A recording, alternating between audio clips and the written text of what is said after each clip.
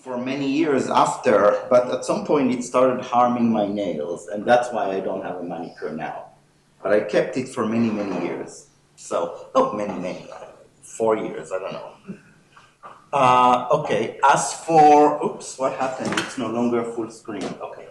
As for my talk, so I hope it will be shorter than the allotted time. So I'm going to define a certain invariant based on a paper joined with Roland van der Veen. I'm going to tell you quickly 4 smiley points about it, then 4 frowny points about it, and go home. No, I mean not go home. Move on. And but before that, there is a URL for the talk, and the handout is available there. I should say, oh my God, thanks. And there is an acknowledgement. It was supported by the NSERC and by the Chu Family Foundation. And also, I follow a handout, and here it is in full, and I hope you all are holding a copy.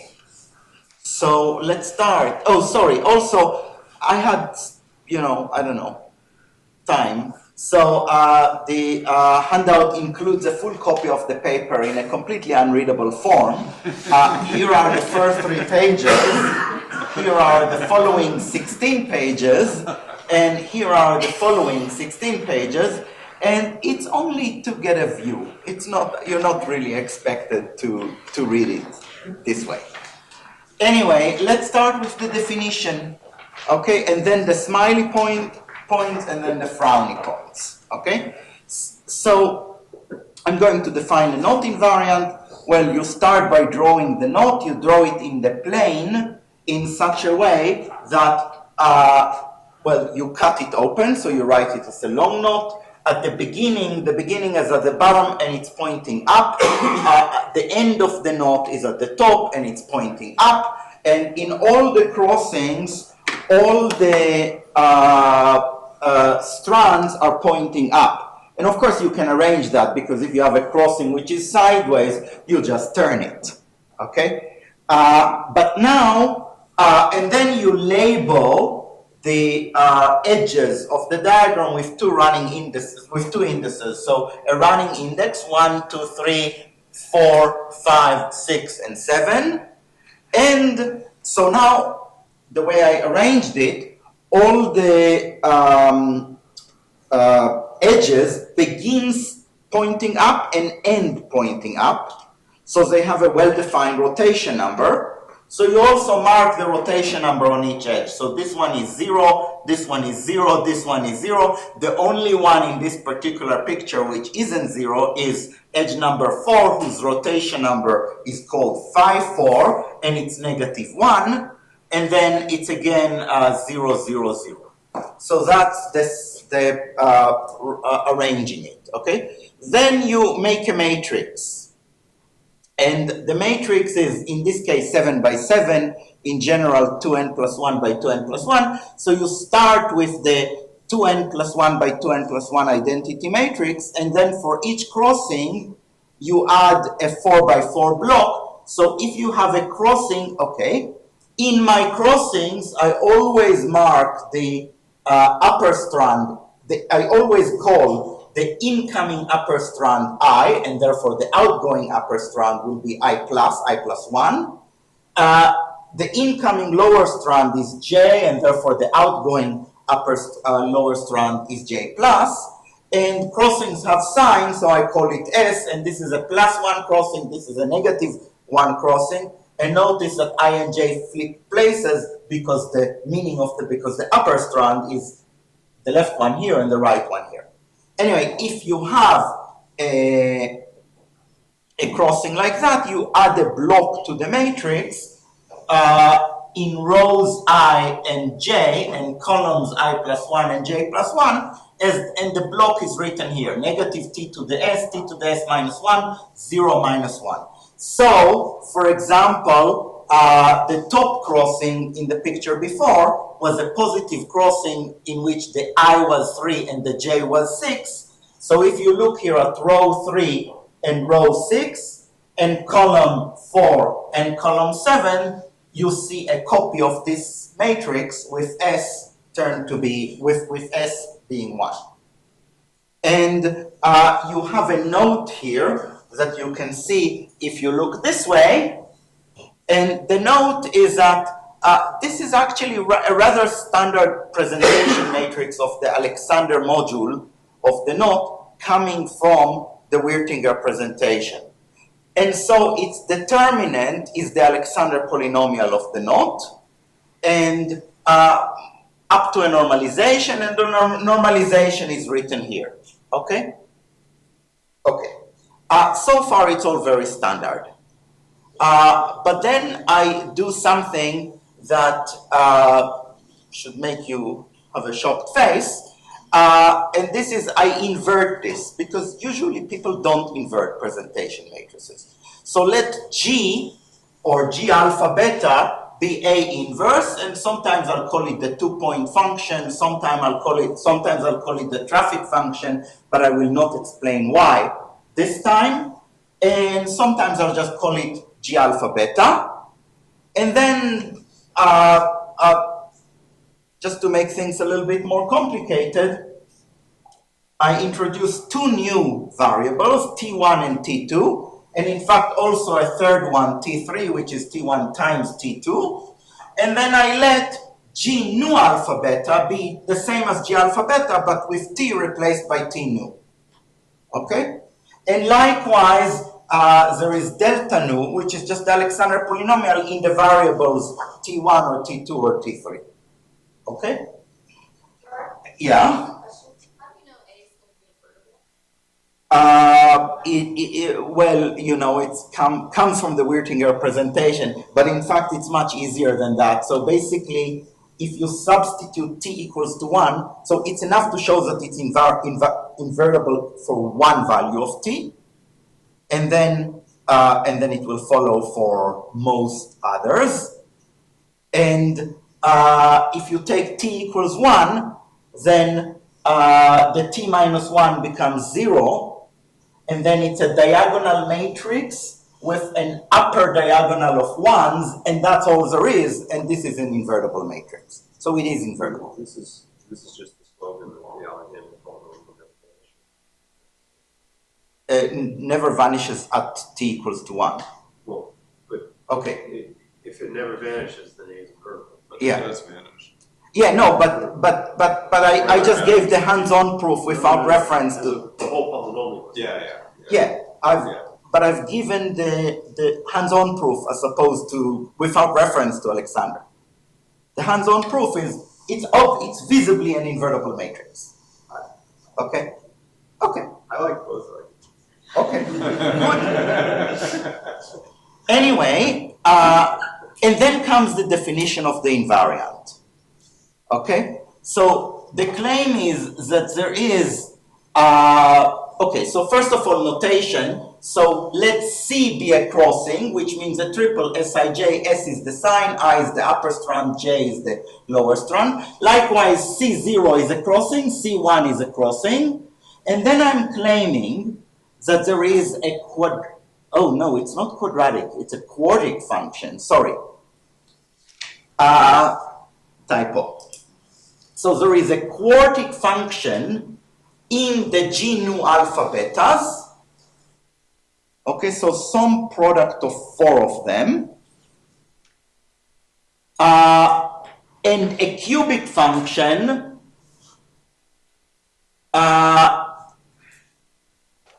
in the G nu alpha beta, but sorry, here it's the G nu alpha beta where near the crossing C, so where alpha and beta are I and J, or could be I or J, and here it's a cubic function in the G nu alpha beta where alpha and beta could be near I0 or J0, or near crossing 0 or crossing 1. And finally, there is a linear function f3 of phi and k, depending on a rotation number and an edge number, such that the following thing is a knot invariant. The thing is a single summation of the F1s, so a single summation over the crossing C of the F1s, and then a double summation of the F2s over two crossings, C0 and C1, and finally a summation over the edges of the rotation number term, the correction term. And then I have a few comments about this, okay? So first of all, maybe the most interesting term is the double summation. So you do a double summation over two crossings in the knot diagram. So the knot diagram schematically is this rectangle, and I pick two crossings and sum over all such possibilities. And for each possibility, for each pair of crossings, I take something which is a polynomial in the G alpha betas, where alpha and beta go from near this crossing to near that crossing, or the other way around. Okay? Now, how hard is it to compute this invariant? It's actually very easy. I mean, the formulas I wrote are complicated, but computationally, it's very easy. All you have to do is to invert a matrix, and there are very efficient algorithms to do it, and then it's a double summation on the knot, so it's essentially polynomial. Well, it's not quite quadratic time because the thing you sum are polynomials, but it's definitely polynomial time. So it's very easy to compute. Anyway, then there is a second term, which is a double sum. A single sum. And then there is yet another term, which is a single sum. And the last comment is that maybe these pictures may remind you of Feynman diagrams, and later we will see that they really are. Okay? And in particular, this diagram looks a little bit like the letter theta, and that's what gives the invariant its name. Okay? And then the bad news. So the functions f1 and f2 and f3 are actually quite complicated. But from a computer perspective, who cares? So maybe there are 14 terms here or 18. You know, you don't want to deal with them by hand, but if you want your computer to do it, the computer doesn't care. 18 is a small number. Okay? Are you with me? Yeah. It is. He said it's a typo, but I think this is correct. Yeah, it is quadratic. I'm sorry. I think you probably know why I got confused, but yeah. Yeah, so this is quadratic, and I was mistaken for a second, and this is cube. Yes. And yeah, okay. Anyway, so now the smileys. First of all, it's super fast. And I already explained why. And in fact, it's also fast to implement, not just to run. Because here is the full program. First of all, the functions f1, f2, and f3. It's written in Mathematica, but you can write it in other languages and it will be equally fast. And here is the program. And I printed it small because I don't really intend to read it out to you. But if you look at it, it basically, you know, you go through the knot. For every crossing, you add a block to the matrix. Then you compute the determinant of the matrix. Then you compute the inverse of the matrix. And then you sum. Okay? So you don't want to do it by hand, but actually implementing it is very easy. And it runs really fast. How fast? So here is actually the value of this invariant on a random 300 crossing knot. And I should say that for most other knot invariants, 300 is like science fiction. Yeah, but yeah. I guess I'd just be interested. Maybe you said the formal time complexity, is it quadratic? It's probably quartic, but it depends on the complexity of inverting a matrix of polynomials of a sparse matrix of polynomials of low degree, and I don't know that this is formally known. Oh, well, it will be formal time for sure. Yeah, you can that I know. Explicit bound, but then Yeah, so you And can. It depends on the specific sparsity pattern. Yeah, so it's very hard. I don't want to commit to a specific polynomial, okay? But I do want to commit to it runs. So like, who cares if it's polynomial if it doesn't run? I mean, it actually runs, and here is what it is on a 300 crossing knot. Let me explain though what this means, okay? So, okay, I should have said the invariant is actually, a pair, an ordered pair. I forgot to write this. So, basically, in the process of computing the invariant, you compute the Alexander polynomial. So, my overall invariant will be the ordered pair, the Alexander polynomial and theta. Now, the Alexander polynomial is a polynomial in one variable. A polynomial in one variable, it's a Laurent polynomial, is really a list of coefficients, and you can turn a list of coefficients into a barcode by declaring that the positive coefficients are red and the negative coefficients are blue. And in fact, you can make the intensity proportional to the size of the coefficient, to the magnitude of the coefficients. And so at the top, I print the barcode of the Alexander polynomial of this 300 crossing knot, and that's what it looks like. It's not too interesting. Now, the theta part is a polynomial in two variables, t1 and t2.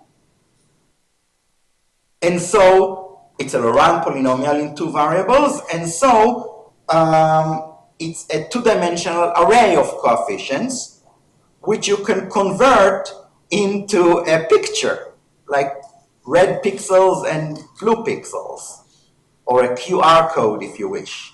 So if you look at the QR code of this 300 crossing knot, it comes out to be this picture in the inset at the bottom right. But this picture clearly can be made to look better if you shear the top to the left and the bottom to the right. And if you do that, you get something with perfect hexagonal symmetry. And that's the picture that I'm actually printing. Okay? So smiley number one is that it's fast. Smiley number two is that it's strong. So here at the top is just the value on the Conway knot and the Kinoshita-Terasaka knots. And they are mutants and notoriously hard to tell apart, but theta tells them apart. And maybe more impressively, so here is a comparison of theta against a slew of other invariants that are reasonable to compute. Okay, I mean, of course, yeah, there are many more invariants, okay? But if you look at, so the invariants are the Alexander polynomial on itself, the Levin-Tristram signature, the Jones polynomial, Chovanov homology, and up here is the number of crossings, so of knots. So if you're looking up to 15 crossings, there are 300,000 knots or so. And the numbers here in parentheses are the deficits. So how many knots, or you check, you compute, you look at the total number of values that your invariant gets and see how much less this is than the total number of knots. So the Jones polynomial, say, has a deficit of 138,591. And then if you add all of those invariants together, so Chovanov homology, the Jones polynomial, hyperbolic volume, Humphrey polynomial, and rho 1 and rho 2, which I'm not even going to mention, the deficit is 40,000 something. Theta on its own has a deficit of 6,758, which is a lot less, which makes it a lot better. And then if you add all of these invariants back again to theta, the deficit doesn't shrink by much. So this is smiley number two. It is strong. Yeah? If you compare it against what we call V2, it might lose. It will lose. Yes. Yeah, I trust you. But try to Nine has so you implemented. so I'm not asserting. I'm All right. It's just a tiny bit better. I'm not asserting that it's the best there is. Okay, I'm only asserting it is strong.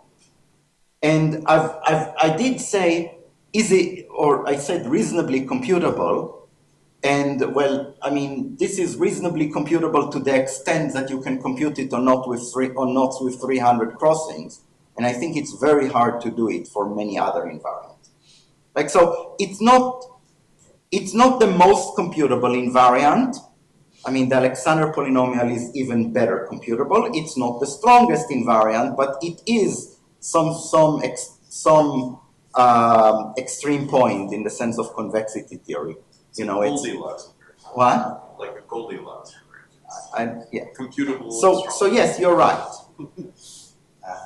And another thing, you're comparing against sub-exponential time invariants like Jones or Banff.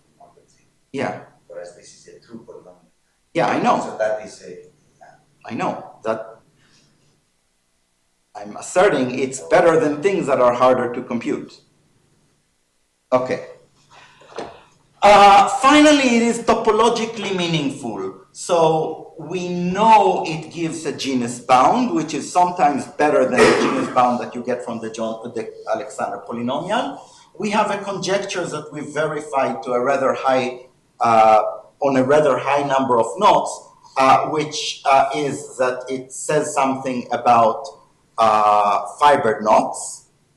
And finally, you see, theta is in some sense near the Alexander polynomial. The techniques that go into it are similar to the techniques for the Alexander polynomial. So we dream that anything the Alexander polynomial can do, theta can do, and sometimes better. And so we dream that theta has something to say about ribbon knots, but we actually don't know it yet. Yes? Here goes my hope of finishing ahead of time. What about the fact that data vanishes for amplichiral knots that can have big genus, maybe fiber? So ribbon, I don't know. So first of all, I consider theta to be the order. So theta is really a part of, presumably a part of a list of invariants that should be considered as filtered. And if you, meaning that like if you consider the top one, you have to consider all the ones below it as well. So theta includes the Alexander polynomial, which does not vanish on amphichiral knots. So for me, theta does not vanish. So uppercase theta, the ordered pair Alexander polynomial, comma, lowercase theta, does not vanish on amphichiral knots. And also future extensions will not vanish on amphichiral knots. So that's one comment. And the second comment is that amphichiral knots are actually extremely rare. If you look at the beginning of the knot table, many knots, so by chance or for a reason, but many knots are amphichiral. But when you look at higher in the knot tables, they're actually very rare. So they hardly harm the separation power of theta. They grow exponentially. Well, everything grows exponentially. Okay. So the next point is that it's fun. And so, I don't know, I just have to show things. So here is theta on various torus knots. Here is theta on, or only the QR code parts, only the lowercase theta, on various random knots, and you can see patterns here which we don't understand. Here is theta on a 241 minus 41 pretzel. And finally, here is theta on the Rolfson table. And the comment that Stavros was making was that there are like teeth missing here. Teeth missing here. And these are the amphichiral knots. But in fact, okay, so the QR code is not missing, the barcode is not missing. And in fact, those missing teeth becomes more and more rare the further down you go. In fact, already here, you can see that they are more at the top than at the bottom. Okay? Okay, let's start with the frownies. Okay, so the frownies are things we frown about because we don't know. But you see, from your perspective, these are excellent things. These are the best things. Like, because these are the things that you can work out and figure out and, write papers about. Okay? I forgot to start my timing. How much time do I have? About 27 minutes. Okay, good. So we don't really understand the formulas for theta. So the formulas for theta are these functions f1, f2, f3, which I'm sure you remember were horrible, but they're not unique. So we found them because we had like a good reason to expect formulas like that, and then we basically solved for the coefficients. Okay, but nothing in it says uniqueness, and in fact we found many solutions, we just picked one. Okay, so how unique are they? What others like them are there? So maybe I didn't say it, but the definition extends to virtual knots or rotational virtual knots as stated. And however, the hexagonal symmetry, which you saw, breaks for virtual knots. So why is there a hexagonal symmetry? Can you see it from F1, F2, and F3? F1, F2, and F3 don't suggest hexagonal symmetry, and when you run the machine on virtual knots, you don't get the symmetry. So there has to be some, I don't know, some way to see some extra property that happens when you're talking about classical knots. So our guess is that it's related to Alexander numbering, that there is some properties that the G alpha beta play with Alexander numbering, but we don't know it. And really my question here is, well, you'll see in a moment that theta comes from sophisticated mathematics. But at the end of the day, it's simple-minded mathematics. So my question really is there an indigenous explanation for theta at the level of the language in which it is defined, as opposed to an exogenous understanding, which means to understand it using concepts coming from elsewhere? Okay? So I frown. I don't know the answers. Yes? May I ask more? Sure. Is there a manifestly Laurent polynomial? Not that I know. So in fact, even proving that it's a Laurent polynomial takes a tiny bit of effort. But this we can do. Okay. Next question. So you see, we started from the Wirtinger presentation, but which leads to a presentation of the Alexander module of a knot. But the Alexander module has several other presentations, and I don't see, and especially given that the invariant says something about the genus and probably says something about fibered knots, so you'd expect that this would come from having formulas for the invariants coming from presentations that highlight the genus, namely that use a ciphered surface for the knot, or highlight the property that it is fibered, namely use a presentation of the knot as the, what is it called, the mapping cylinder of a ciphered surface. So you'd expect that, but we don't know that. So it would be lovely if you could say, start from any presentation of the Alexander module, invert the presentation matrix, do this, that, and something else, and you'll get a formula for theta. And that should also clarify the relationship with the two-loop invariant.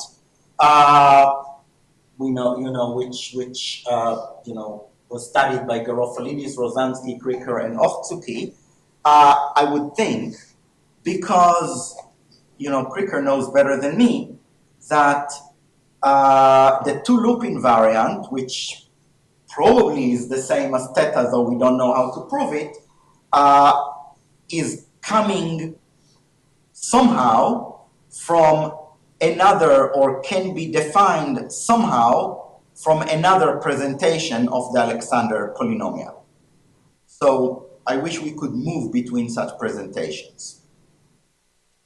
Also, so about the hexagonal symmetry. The hexagonal symmetry of theta should somehow be a cousin of the fact that the palindromic symmetry of the Alexander polynomial. The Alexander polynomial has, well, the barcode is palindromic, and the Wirtinger definition does not make it manifest. You only see it when you switch to, say, the ciphered presentation.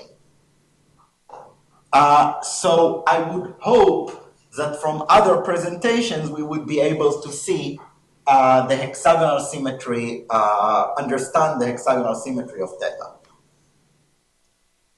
So the frowny is that we still don't know how to do it, okay? So the next frowny is that theta should be related to quantum algebra, and in particular to SL3, and there should be more like theta coming from higher quantum groups. And I think this deserves a little explanation. So let's explain. So first of all, a little bit of background material. So every semi-simple Lie algebra can, in some sense, be approximated by solvable Lie algebras. And this is how we, and really solvable Lie algebras are in some sense what the name suggests, meaning you can solve things about them. So, and theta becomes computable because it comes from this approximation. Okay? So let me explain. So if you want to understand SLN, it's enough to understand half of SLN. Namely, if you look at the upper triangular matrices, they form a Lie algebra, but they're also dual to the lower triangular matrices. And if you care about other semi-simple Lie algebras, I'm really saying upper Borel and lower Borel. Okay? But so the upper triangular matrices are also dual to the lower triangular matrices, and the lower triangular matrices also have a bracket. So the upper triangular matrices have a co-bracket, being the dual of something that has a bracket. Yes? So there's a notion of generalizing the cellular finite type invariance where you expand from a connection, from a flat connection. Not related. What? Not related. Not related to the best of my knowledge. Not remotely related. But so the candidate I was thinking of was to use the line bundle connections that are associated with the Alexander polynomial and to type weight system there. Okay, so maybe I answered too quickly, but if you're trying to relate it with what people call the twisted Alexander polynomials, I don't think it's related. No, the other way around. Twisted Facilier invariance by I don't know what to say. I don't know what to say. Okay. Anyway, so the point is that okay, so you have the upper triangular matrices and they have a bracket and a co-bracket, and there is a procedure that allows you to recover the original Lie algebra, actually with the Cartan subalgebra doubled, but there is but in some trivial way that can be later removed. But anyway, there is a procedure called the double construction that starts from the upper triangular matrices, the bracket and the co-bracket, and allows you to construct the full thing back again. But if you look at this procedure, it is homogeneous in delta, in the co-bracket. So in fact, you can multiply the co-bracket by epsilon and apply the procedure to the upper triangular matrices, comma, the bracket, comma, epsilon times the co-bracket, and then you get a Lie algebra, which we will call SLN epsilon, and the plus is for the fact that the Cartan is doubled.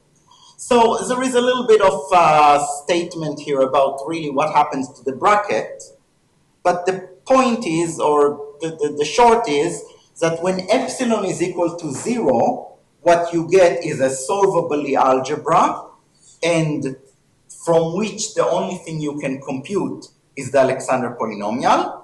And when epsilon is, and what we do is we expand the quantum invariance corresponding to SL epsilon n as a power series in epsilon, and theta is we expect the epsilon to the 1 term of the SL3 invariant.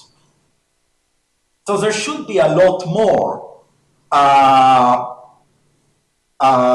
like it if you start from other Lie algebras or look at higher powers of epsilon, but none of this is worked out. That's the frowning. But let me say a few more words. So first of all, the case of epsilon equals to 0 is really the case of W naughts, which Suji and I wrote about quite a lot. And and maybe I should say a little bit more about how does this story of Lie algebras become the invariant theta. So the point is that using the PBW theorem, you know that universal enveloping algebras and quantum algebras are isomorphic as vector spaces to polynomial algebras. Now, all of those quantum invariants come from multiplying things in the quantum group, or taking coproducts, or doing operations in the quantum group. The quantum group is isomorphic to a polynomial algebra, at least as a vector space. So what you need to know is how to carry out this multiplication, but these multiplications are not the multiplications that occur in polynomials. Rather, they are arbitrary other homomorphisms from polynomial rings to polynomial rings. So what we know, it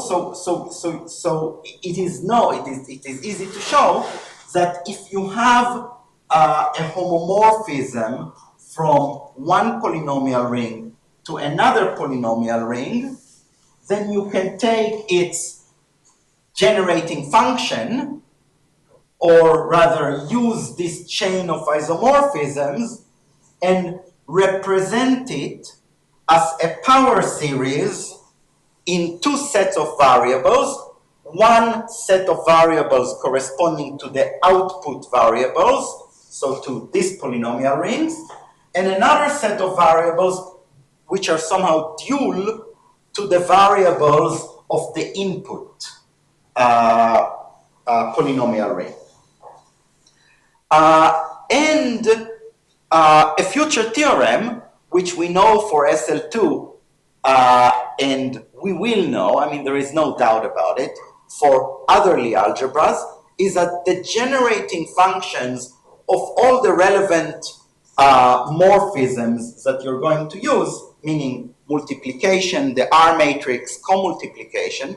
So all of these generating functions are perturbed Gaussians. So they look like exponentials of quadratics, so things of the form e to the zeta times z plus perturbations. And then it turns out that when you composed two perturbed Gaussians, the result is again a perturbed Gaussian, which can be computed very efficiently. And that's why theta is efficiently computable. So I don't think I want to go through the details. I just want to, well, this is the schematic picture of how you carry out these computations. But these computations at the end are very similar to computations in Feynman diagrams that people do in quantum field theory. So all of this is fully implemented and fully understood for SL2, though not yet written up, and is in the works for SLN. And you know, this is the only Frowny which is actively being worked on right now by Roland and I. So hopefully by my generalized 61st birthday, we will be able to report. Okay? And then the last Frowny, how much time do I have? For a Frowny. 8 minutes. Okay. So, well, I mentioned that theta looks like a Feynman diagram, and in fact, it is the Feynman diagram expansion of a certain finite dimensional integral. And I'm going to tell you about it in a moment, very, very briefly. But you see, all quantum invariants in some sense, or many quantum invariants, or maybe the history of quantum invariants starts with the Chern Simons Witten quantum field theory, which is more or less written here. So you expect that if you take the Chern Simons Witten theory with gauge group G sub epsilon, so this solvable approximation of a semi-simple Lie algebra G. So if you take the Chern Simons theory with G epsilon and compute it in full and then expand it in epsilon, you expect that this will reduce to the finite dimensional integration formula for theta, which I will display in a moment. The Frowny is that we don't know why this is true. We don't know how to do it. So, very briefly, here is the alternative formula for theta. So basically, you take your knot and you label its edges as before, except the edges that rotate you have to cut, so it ends up having one more label. And then for each edge, you associate a two-dimensional space. So R2 with coordinate P1 and X1, R2 with coordinate P2 and X2, and so on. And then on that 16-dimensional space that you get, you define a function. Well, a Lagrangian. The Lagrangian is, the function is the exponential of a function, and the function is a sum, so the overall thing is a product because I exponentiate, of terms coming one from each crossing and one for each rotational. And then these terms are written here, and so basically the piece of the Lagrangian corresponding to a crossing of sign S in which the upper strand is I and the lower strand is J is something quadratic, so xi times pi plus 1 minus pi, and then another piece which is quadratic, and then another piece which is quadratic, and plus something which is cubic, quartic, and that's the reason for my confusion before. Again, some combinations of the variables near this crossing. So, for example, if in the case of the trefoil you do it, then you get that the full Lagrangian for the trefoil becomes what is written here, and it has a contribution from the red crossing, a contribution from the green crossing, a contribution from the blue crossing, and a contribution from the purple rotational. Now, this integral, and then you integrate the exponential of this thing on, actually you drop 2 of the variables, so on r to the 14. Okay? And the claim is that this integral is essentially, not theta, it's essentially rho 1. For theta, you do the same, except it's more complicated. So instead of just 2 variables per edge, you have to use 6 variables per edge. And instead of the Lagrangian being the relatively mild thing written here, it becomes the more horrible thing written here. But still the end result is the same, that the perturbed Gaussian integral of this Lagrangian gives you essentially theta.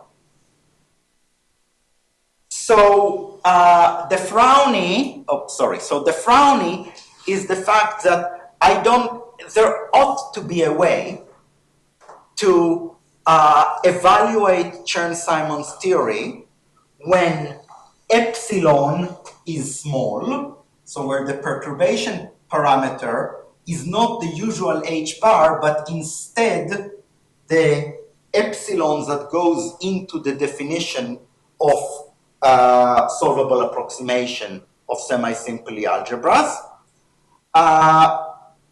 That evaluation should be exact at epsilon equals to 0 and give the Alexander polynomial.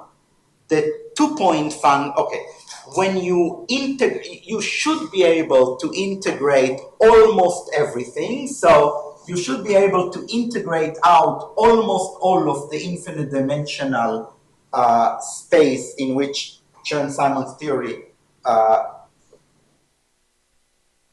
in which the Chern Simons theory integral is computed. So you should be able to integrate almost all of it and be left with a finite dimensional integral, which should be the integral for the theta I wrote before. I have no idea how to do it. So that's the last frown. And I am sorry my talk is so confused, but I still have to thank you again for listening to me and for being here.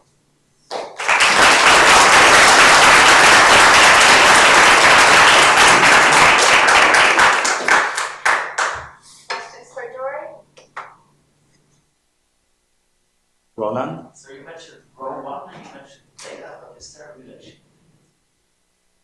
Well, we know that yes, and my student Ramana had proven that some evaluation of theta is rho 1. So rho 1 is basically a simplified version of theta. And it's also, well, it is to the general, it is SL2 where theta is at SL3. You said the second variable is 1. Yes.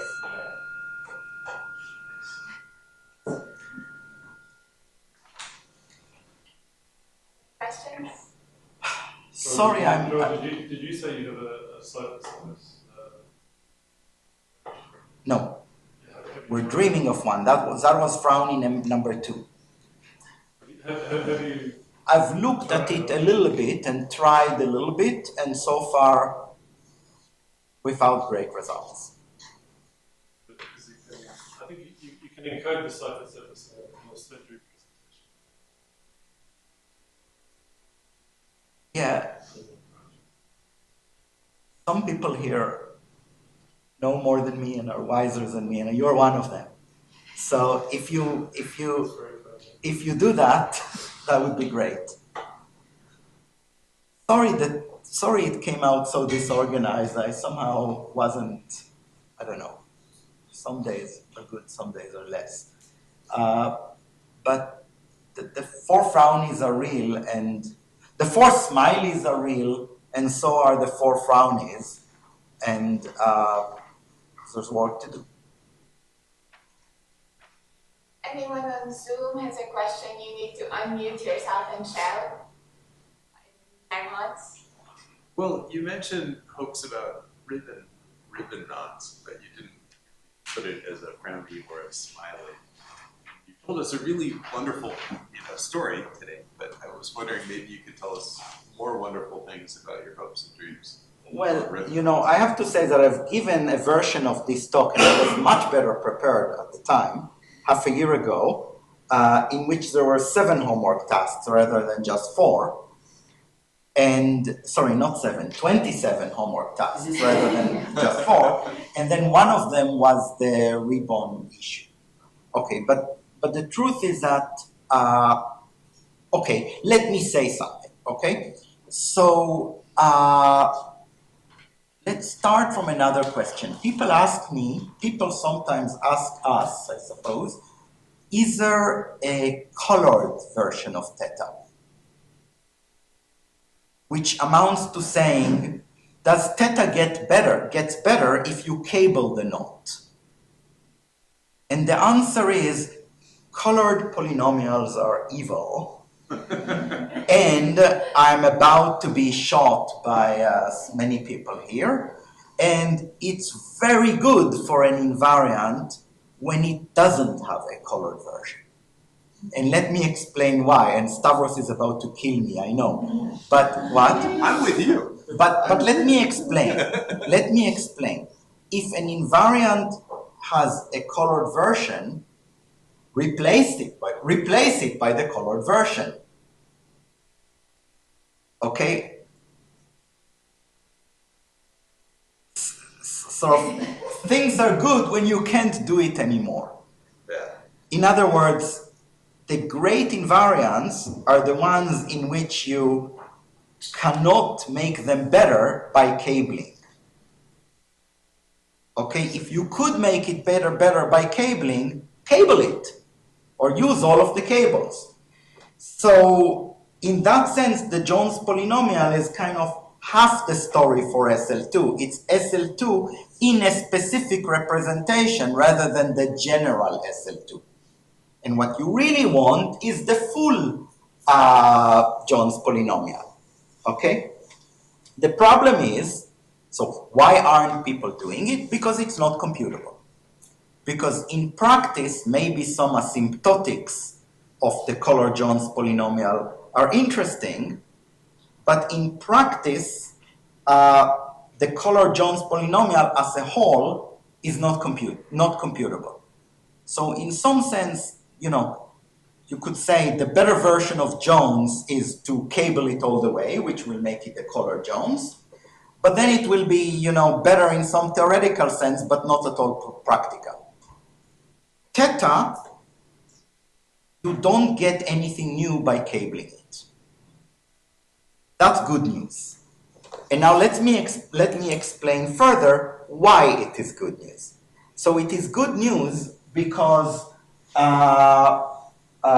some topological properties of knots are defined in terms of cabling. So having a ciphered surface really means that you can draw the knot as in this form. So basically you draw the ciphered surface in this form, and then you and then you knot the humps. So in other words, a knot of genus 1, this is genus 1, you'll have more camels if you're looking at higher genus.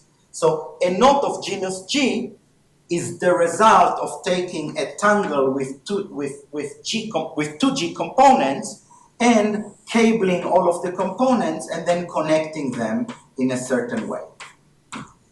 Okay? Theta has good behavior under cabling. Theta